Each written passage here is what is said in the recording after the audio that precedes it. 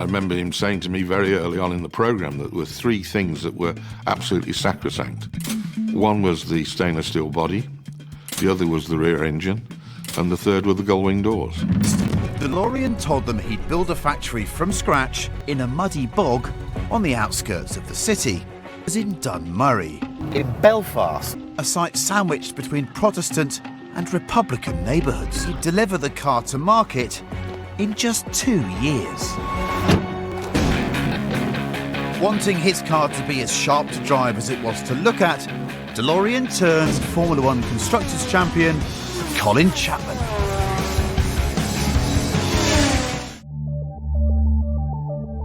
The superstar celebrating the Big 4-0 is the unmistakable, the timeless DMC DeLorean.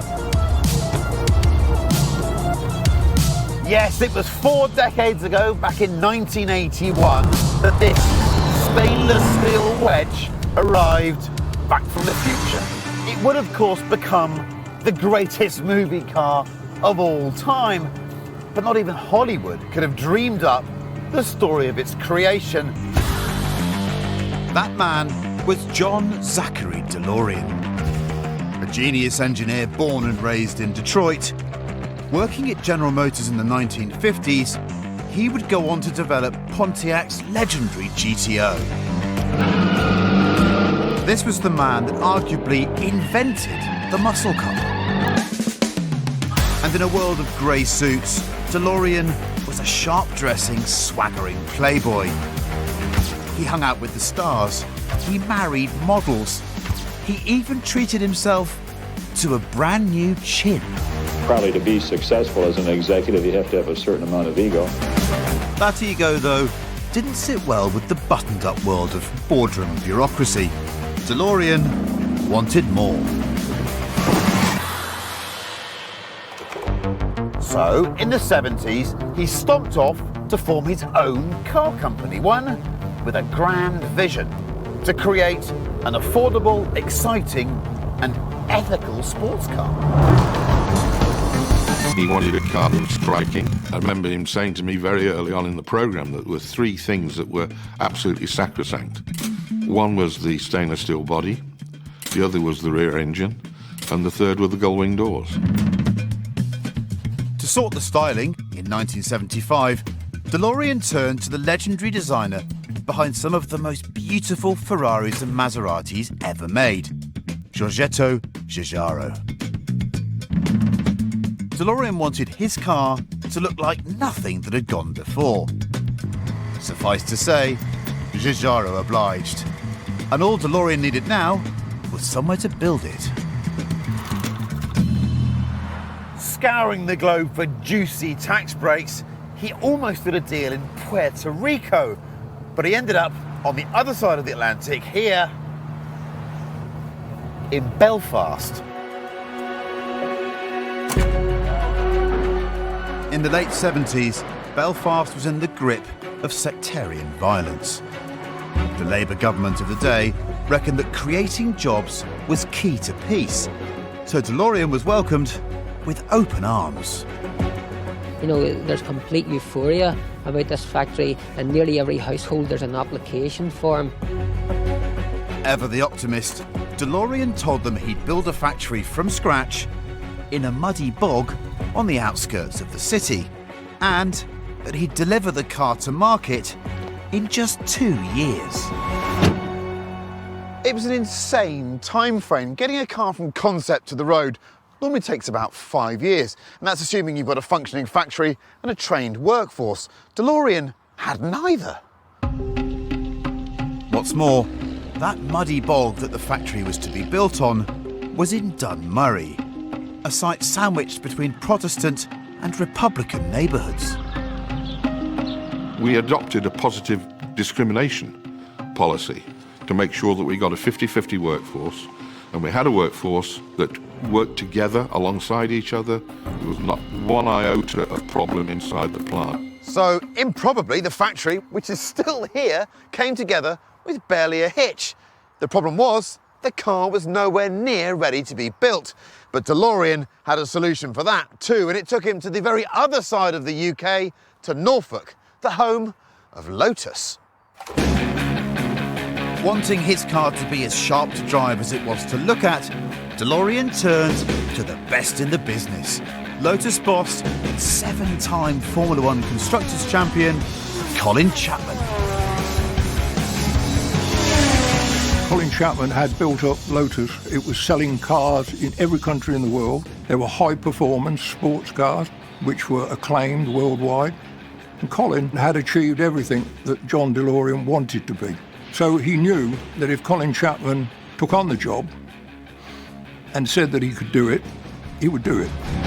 Chapman was soon to learn, though, that while DeLorean had been busy selling his cutting-edge sports car dream, the actual prototype was woefully underdeveloped. It turned out it had no space for a fuel tank, it had no space for a spare wheel. There were a number of different things that the basic packaging had to address.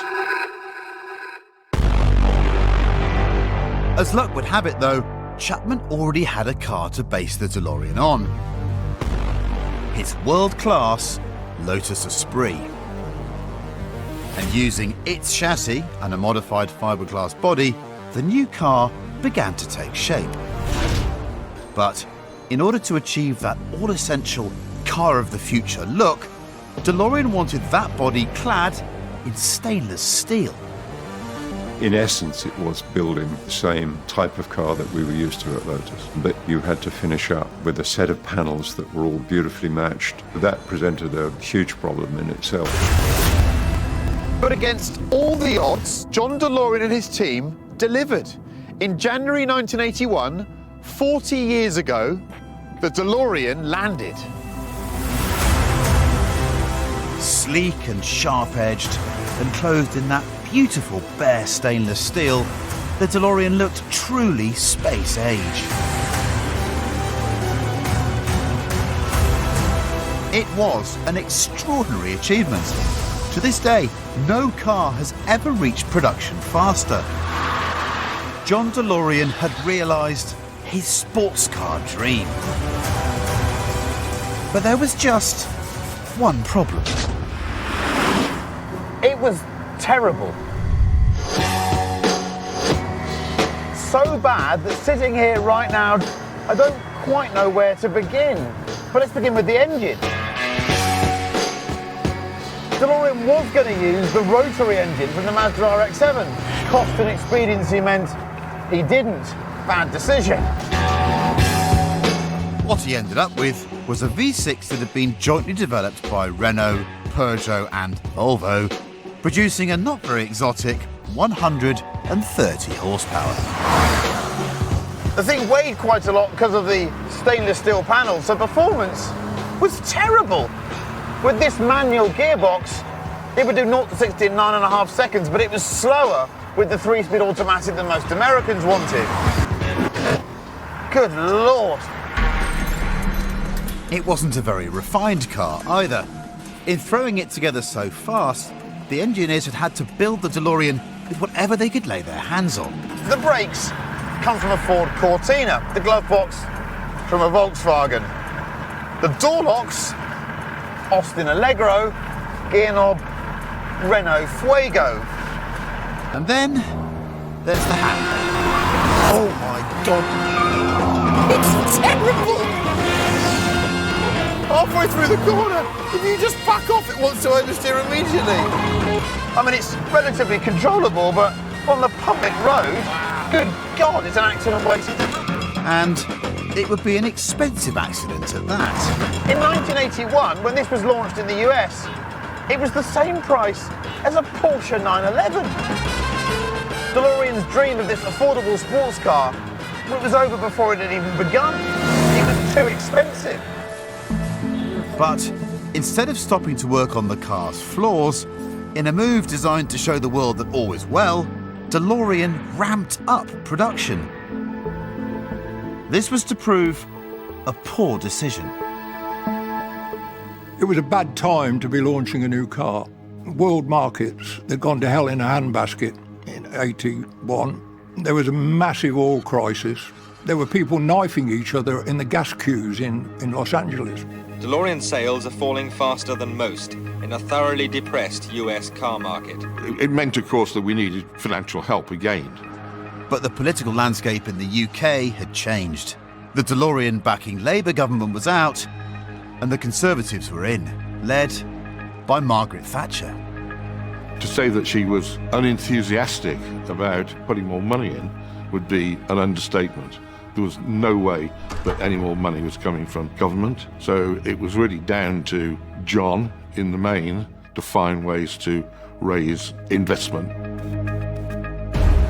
And things were about to get worse. In a last-ditch attempt to keep the business afloat, DeLorean started to do deals with people you really don't want to do deals with.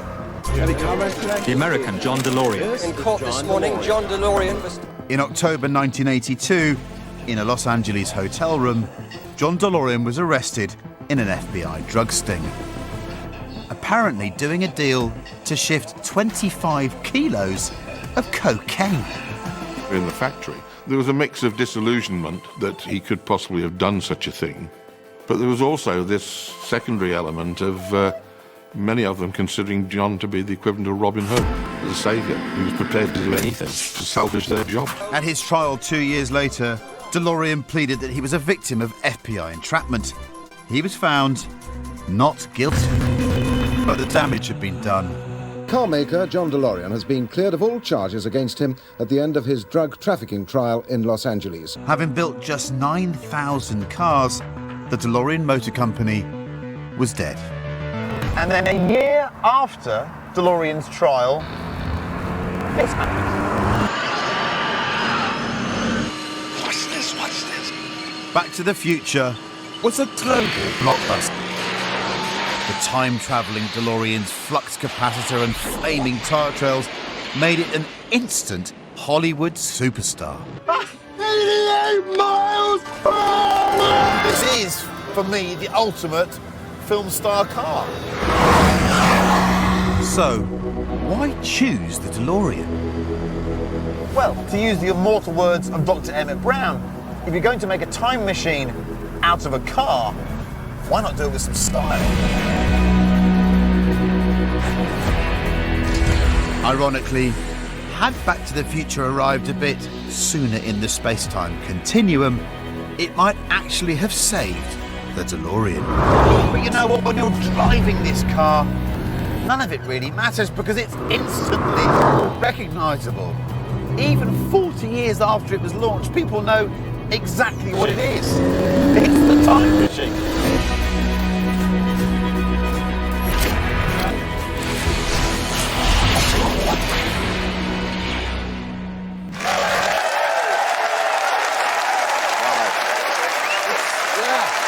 The most recognisable film car of all. Tell ya.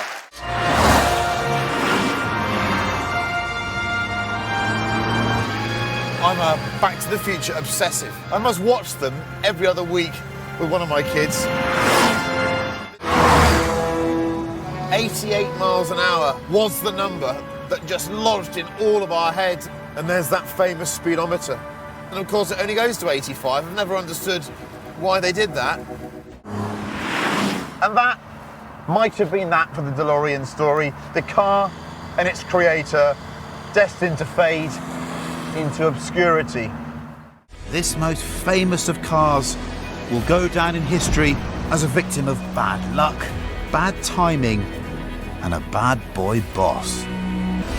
Perhaps John DeLorean did build a car that would live forever, just not quite the way he imagined.